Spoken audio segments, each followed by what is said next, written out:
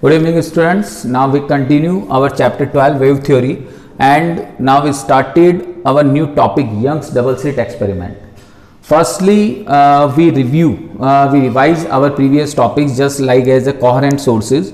Coherent sources में हमने पढ़ा था कि the sources which can't be changed their phase difference with respect to the time.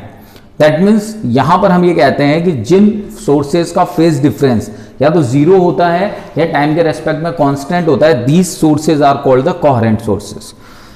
To independent sources can't be coherent. It is very important. कई बार question भी पूछा जाता है कि why the two independent sources can't be coherent. तो इसका answer होता है कि एटॉमिक रेडिएशंस जो सोर्सेज होते हैं वो एटॉमिक रेडिएशंस एमिट करते हैं, and these atomic radiations are random and rapid. और रैंडम और रैपिड होने की वजह से these sources are not coherent. तो टू इंडिपेंडेंट सोर्सेज कभी भी कोहेरेंट नहीं हो सकते.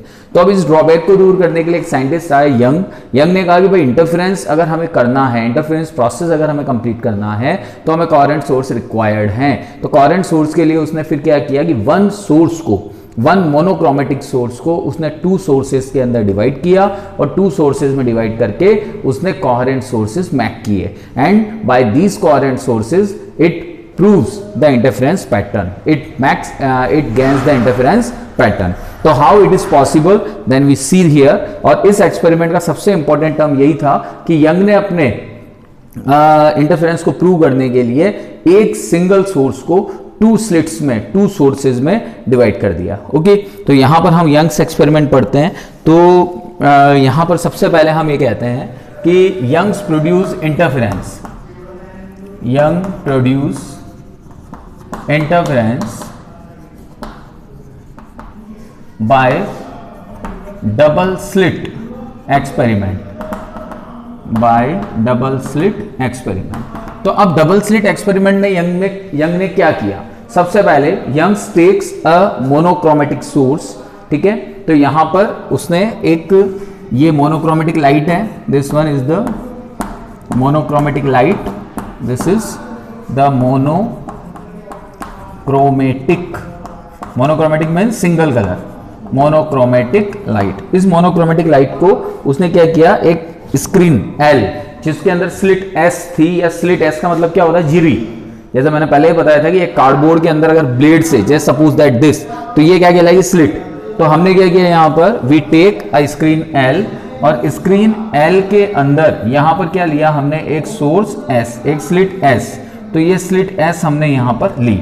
अब ये लाइट आकर जब इसके ऊपर इंसिडेंस हुई, तो इंसिडेंस होने के बाद में ये स्लिट से जब बाहर निकलती है, तो बाहर निकलने पर ये एक स्फेरिकल वेव फ्रंट की फॉर्म में या सिलेंड्रिकल वेव फ्रंट की फॉर्म में बाहर आती है इस स्लिट से.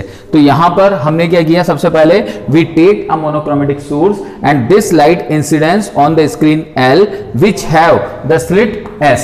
Okay, now we take the another screen M which have the two slits S1 and S2. Okay, these two slits are equidistant from the S. These two slits are equidistant from S. So now when these cylindrical or the spherical wavefronts are incident on the screen M, then these lights crosses, these light passes from the S1 and S2. इस तरह से यहां से पास होती है this one, और इसी तरह से ये S2 से निकलती है this one and this one. तो यहां पर हम क्या देखते हैं कि व्हेन दीज लाइट्स एमिट्स या these lines passes from S1 and S2, then we take another screen N. इस स्क्रीन N पर हम इंटरफेरेंस का इंपैक्ट देखेंगे. तो अब वापस मैं रिपीट कर रहा हूं. Firstly you take a monochromatic light. उस मोनोक्रोमेटिक लाइट को आपने स्क्रीन L के ऊपर इंसिडेंस किया जिसके अंदर स्लिट S था. इस S से मोनोक्रोमेटिक लाइट पास हुई. किस फॉर्म में पास हुई, सिलेंड्रिकल या फिर स्फेरिकल वेव फ्रंट की फॉर्म में. ये स्फेरिकल वेव फ्रंट जाकर स्क्रीन M पर जाकर इंसिडेंस हुए. इसमें two slits S1 and S2 थी which are equidistance from the S.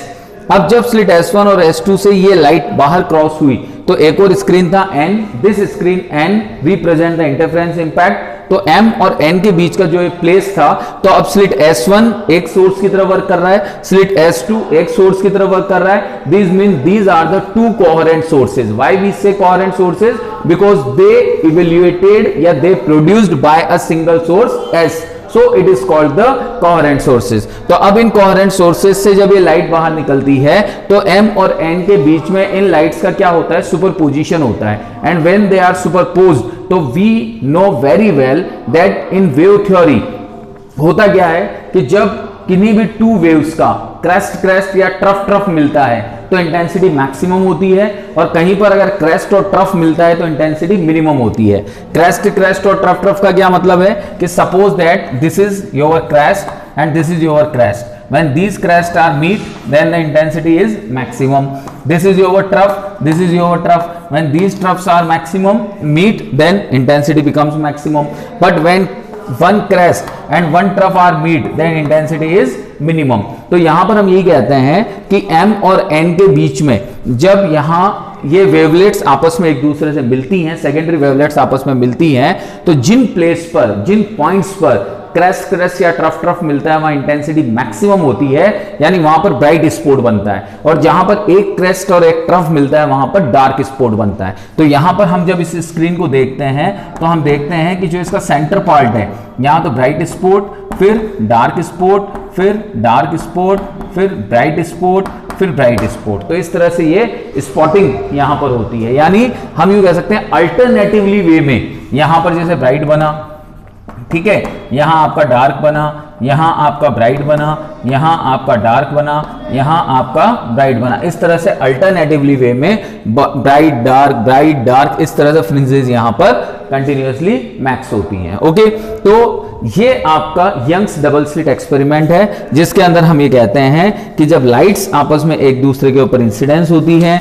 मिलती हैं, तो उस कंडीशन के अंदर अल्टरनेटिवली यहां पर ब्राइट और डार्क फ्रिंजेस आपको मिलती हैं। ठीक है, तो इससे ही हम इंटरफेरेंस कहते हैं, क्योंकि इंटरफेरेंस को मैंने आपको यही समझाया था कि व्हेन टू और more than two waves are propagate in the same direction and when they are superposed with each other, then at some point intensity becomes maximum and at some point intensity becomes minimum.